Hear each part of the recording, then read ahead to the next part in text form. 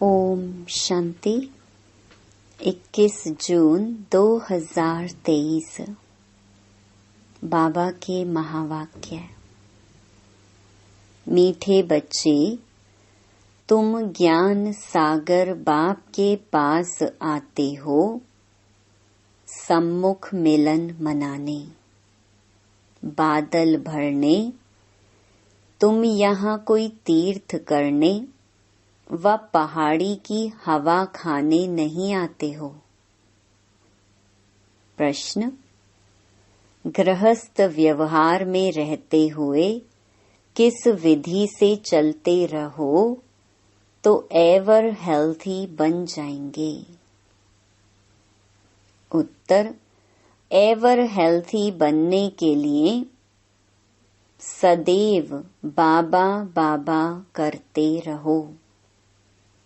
तुम ही सिखाऊं, तुम ही संग घूमूं।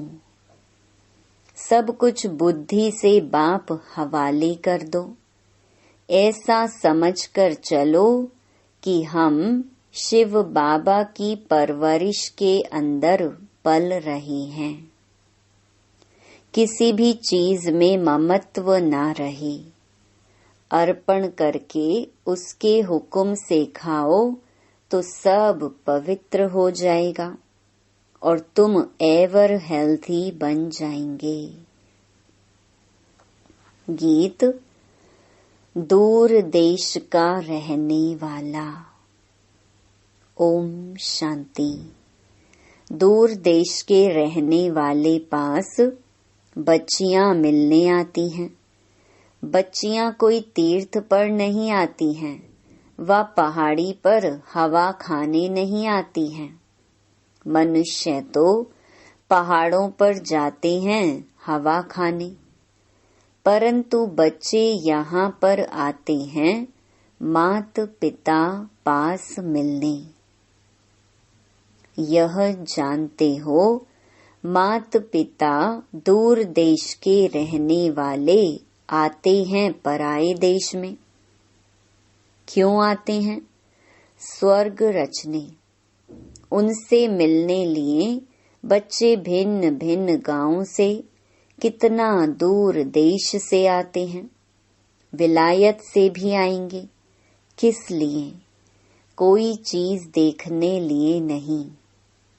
आत्माएं अथवा जीवात्माएं आती हैं मात पिता से मिलने।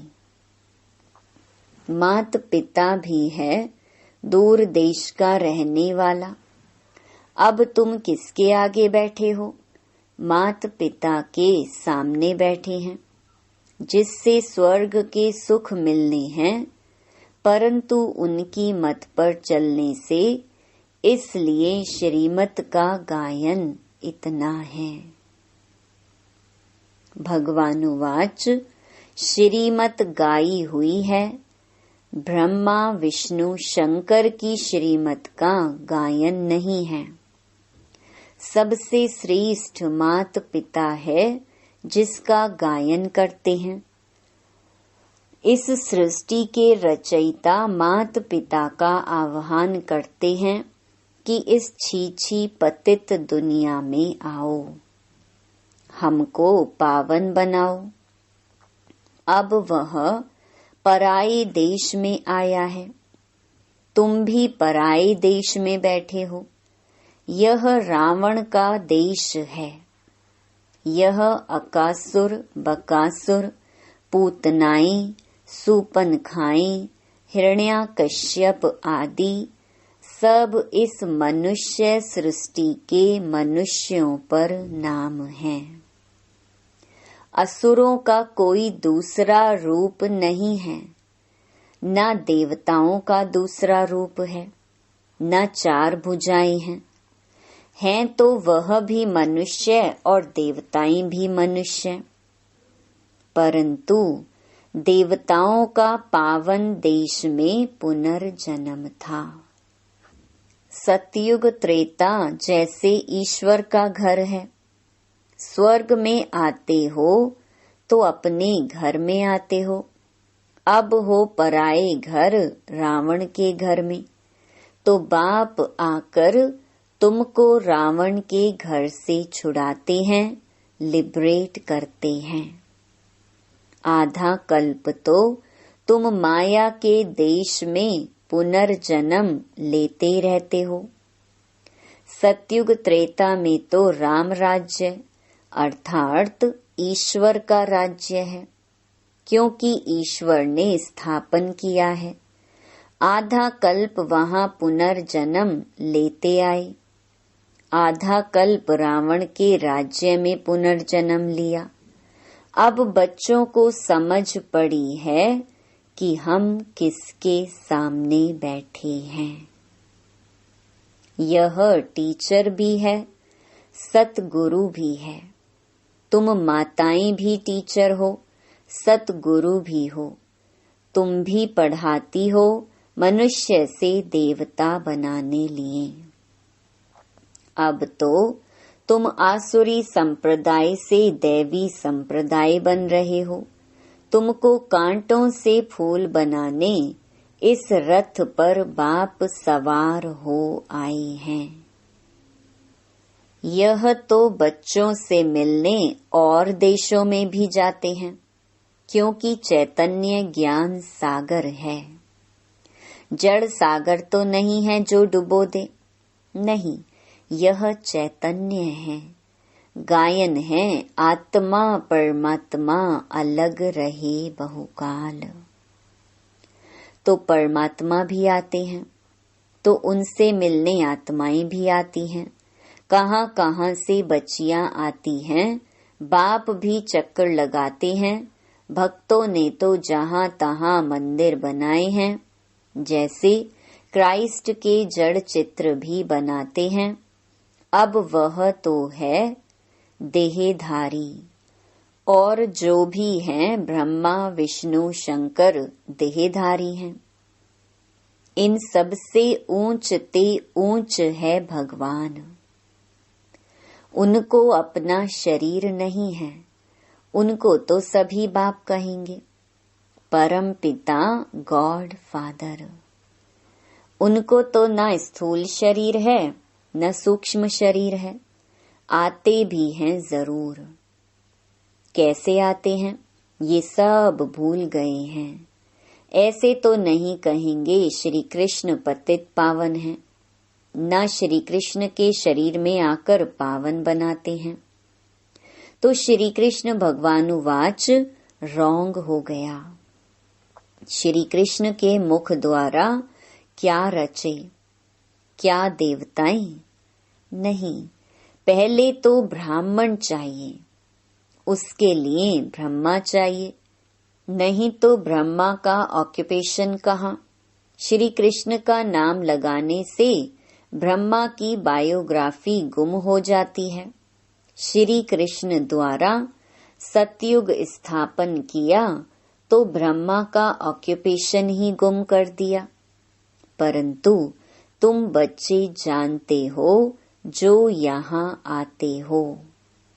बाकी जो नहीं जानते वह समझेंगे कि यह भी एक सत्संग है जहाँ गीता सुनाते हैं, परंतु यहाँ कौन सुनाते हैं यह तुम बच्चे जानते हो। ज्ञान का सागर मोस्ट बिलवेड मात पिता सुनाते हैं। कितना मीठा, कितना प्यारा है। तुम कोई मनुष्य को मीठा कह नहीं सकते, क्योंकि सभी कड़वे विकारी हैं। बाप उनको पावन बना रहे हैं, तो ऊंच ते ऊंच है भगवान। उसके बाद जो भी मनुष्य होकर गए हैं, अभी वह सब पतित हैं। जब तक बाप आकर पावन ना बनाए तो सब पतित दुखी रह जाते हैं। जैसे मनुष्य कहते हैं कलयुग हजारों वर्ष का है, यह तो इम्पॉसिबल है। महाभारी लड़ाई सामने खड़ी है, जिसमें मुक्ति जीवन मुक्ति के गेट्स खुलते हैं। तब तक कोई मुक्ति जीवन मुक्ति में जा नहीं सकते।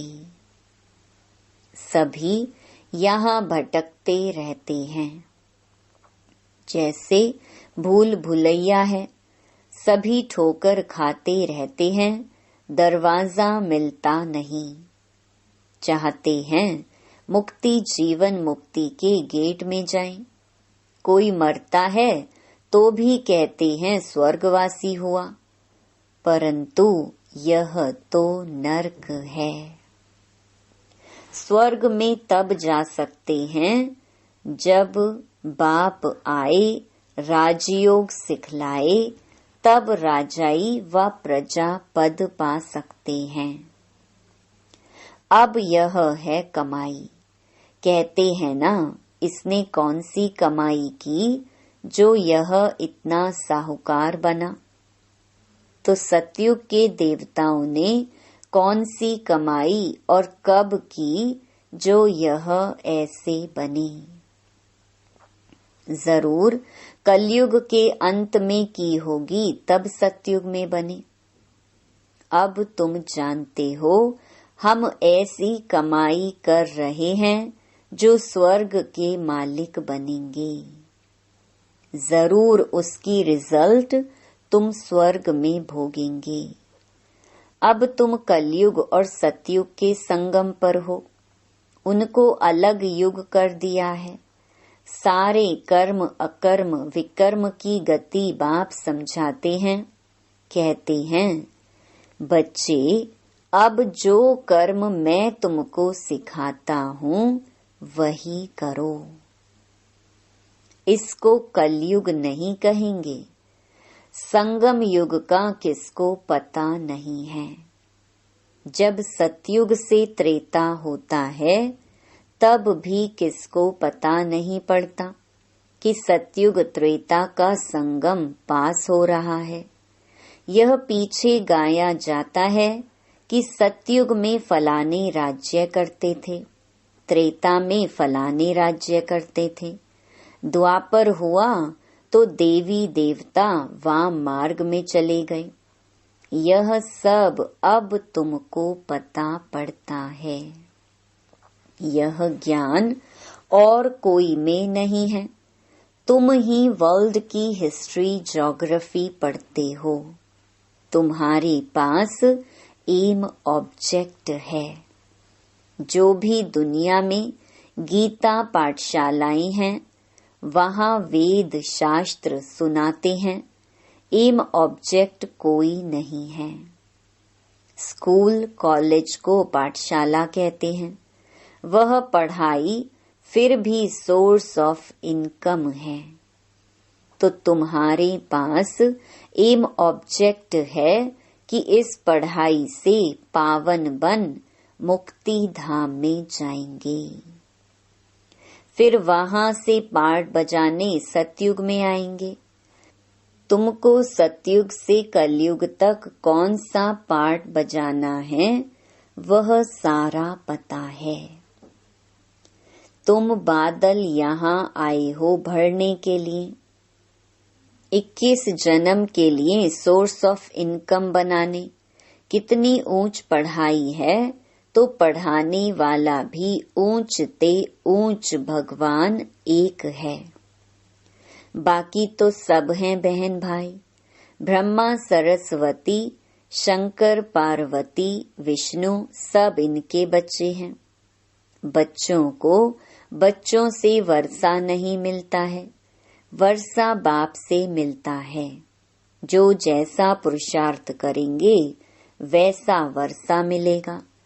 और पुरुषार्थ कितना सहज है। अच्छा, इतना ज्ञान नहीं सुना सकते तो 3 पैर पृथ्वी का लेकर छोटे कमरे में ही गीता पाठशाला खोल दो, बोर्ड में लिख दो, आकर बाप से 21 जन्मों के लिए वर्षा लो। छोटा बोर्ड ही लगाओ, उसमें लिखो कि 21 जन्मों के लिए स्वर्ग की बादशाही तुम्हारा ईश्वरीय जन्म सिद्ध अधिकार है।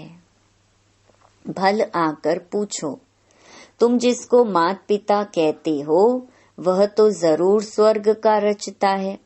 तो तुमको जरूर स्वर्ग का वर्षा मिलना चाहिए। वह कहते हैं निरंतर मुझे याद करो और सबको भूलो।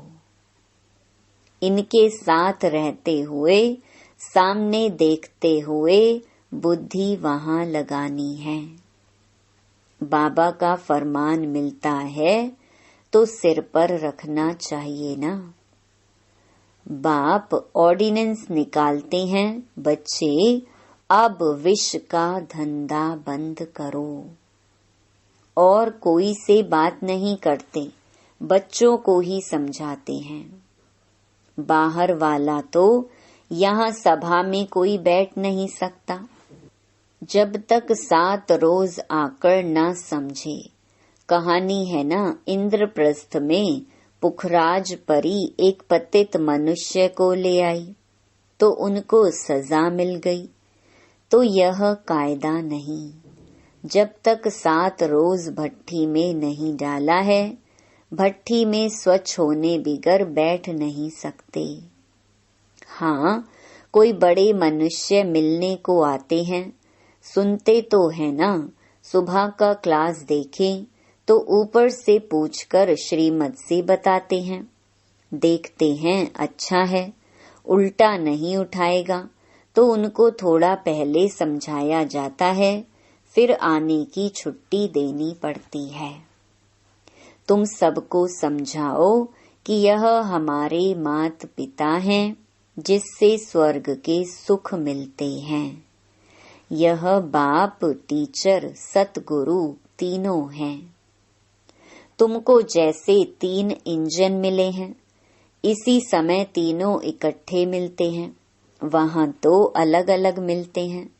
पहले बाप, फिर टीचर और वृद्ध अवस्था में गुरु करते हैं। तुम अब किसकी परवरिश के नीचे हो? शिव बाबा की, क्योंकि तुम्हारे पास जो कुछ भी है वह शिव बाबा को अर्पण किया है। तुम्हारी परवरिश जैसे कि शिव बाबा के भंडारे से होती है। तुमने अपना सब कुछ शिव बाबा को दान किया है, अब उनसे ही तुम पलते हो। कितना पवित्र अन्न मिलता है, ऐसे कभी होता नहीं। जो कोई धर्म दान करे उससे ही उनकी परवरिश हो। वह तो जिसको दान करते वह खा जाता है। यहाँ तो तुम शिव बाबा को देते हो तो कितना पवित्र बन जाता है। इससे तुम्हारी ही परवरिश होती है। बाप कहते हैं घर में रहकर ऐसा समझो सब बाबा का है। ऐसे समझ खाते हो तो हूबहू तुम शिव के भंडारे से खाते हो। इसमें कोई ममत्व नहीं। बाप का समझते हो, बाप का दिया हुआ है, बाप को अर्पण किया हुआ है। उनके हुक्म से खा रहे हैं। भल बैठा घर में है, परंतु शिव के भंडारे से खाते हैं। कहते हो ना, तुम ही से खाऊं, तुम ही से घूमूं। बाबा बाबा कहने से उनसे योग लगा रहेगा। एवर हेल्थी बन जाएंगे। यह है हेल्थी बनने की सैनिटोरियम। उस सैनिटोरियम में सारी आयु थोड़े ही रहते हैं, थोड़ा टाइम रहकर चले जाते हैं। यहाँ तो तुम बैठे हुए हो। एवर हेल्थी 21 जन्मों लिए बनते हो। यहाँ आते हो किस लिए? आधा कल्प लिए ever healthy, ever wealthy, ever happy बनने लिए। इस ख्यालात से आते हो ना। यहाँ हवा पाने लिए व तीर्थ करने तो नहीं आते हो। यहाँ आते हो शिव बाबा पास। बाप भी आते हैं पराए देश पराए तन में। गीता जो गाई हुई है कुछ तो राइट होगा। आह्वान करते हैं बाप के आने लिए, तो जरूर उनको पतित से पावन बनाने लिए आना पड़े। पतित तो नहीं, परम धाम में उनके पास जाएंगे। पावन होने लिए जा नहीं सकते। हर एक भक्त की आत्मा पुकारती है कि बाबा आओ। बाप कहते हैं मैं आता हूँ सबकी गति सदगति करने। सर्व के ऊपर दया करने वाला सर्वोदया तो एक बाप है ना। कौन सी दया करते हैं? श्रीमत देते हैं। श्रीमत तो मशहूर है, जिस पर चलने से श्रेष्ठ अर्थात स्वर्ग के मालिक बनेंगे। फिर जो जितना डायरेक्शन पर चले, कोई तकलीफ तो नहीं देते हठयोग करने अथवा तीर्थों पर धक्का खाने की। अमेरिका हो, फिलीपींस हो, कहाँ भी हो, गृहस्थ व्यवहार में तो रहना चाहिए, परंतु रहते हुए कमल पुष्प समान रहना है। जनक का मिसाल है, तुम्हारा है राजयोग। वह तो कहेंगे स्वर्ग के सुख तो कागविष्टा के समान है, परंतु भारत का राजयोग तो मशहूर है, इसको कोई जानते नहीं। प्राचीन योग तो प्राचीन बाप ही सिखाएंगे। गीता, वेद, शास्त्र आदि सब भक्ति मार्ग की सामग्री है। झाड़ को पूरा होना ही है, फिर इसी झाड़ को सब्ज होना है। तो तुम आए हो माता पिता पास रिफ्रेश होने, और घड़ी घड़ी आएंगे क्योंकि सम्मुख मजा आता है। यहाँ सदा के लिए तो बैठ नहीं सकते, लौ नहीं। अपना गृहस्थ व्यवहार भी संभालना है जरूर। बाकी यह पाठशाला अर्जुन बहुत वृद्धि को पाएगी। यह विघ्न आदि ना पड़े तो यह बहुत बढ़ जाए, इसीलिए विघ्न पड़ते हैं। 5000 इकट्ठे बैठ कैसे पढ़ेंगे, इसलिए लिमिट है, जिनको बाप सम्मुख देख भी सके। बाप देखते तो आत्माओं को है ना, शरीर को नहीं देखते। जोर से देखेंगे तो उनको शरीर ही भूल जाएगा। चुंबक है ना, तो जैसे अनकॉन्शियस होता जाएगा। अच्छा, मीठे मीठे सिकी लधे बच्चों प्रति माता पिता बाप दादा का याद प्यार और गुड मॉर्निंग। रूहानी बाप की रूहानी बच्चों को नमस्ते। धारणा के लिए मुख्य सार। पहला, ऊंची मंजिल पर जाने के लिए बाप टीचर गुरु के रूप में हमें 3 इंजन मिले हैं। सदा इसी स्मृति से आगे बढ़ना है। दूसरा, बुद्धि से सब कुछ बाप हवाले कर उनकी परवरिश के नीचे पलना है। बहुत मीठा पावन बनना है। पतित पने का कड़वापन निकाल देना है। वरदान, अनुभवों की संपन्नता द्वारा सदा उमंग उल्लास में रहने वाले मास्टर ऑलमाइटी अथॉरिटी भवा। अनुभव बड़े से बड़ी अथॉरिटी है। हर गुण, हर शक्ति, हर ज्ञान के पॉइंट के अनुभवों में संपन्न बनो, तो चेहरे पर सदा उमंग उल्लास की चमक दिखाई देगी। अब सुनने सुनाने के साथ साथ अनुभवी मूर्त बनने का विशेष पाठ बजाओ। अनुभव की अथॉरिटी वाले स्वयं को सदा भरपूर आत्मा अनुभव करेंगे।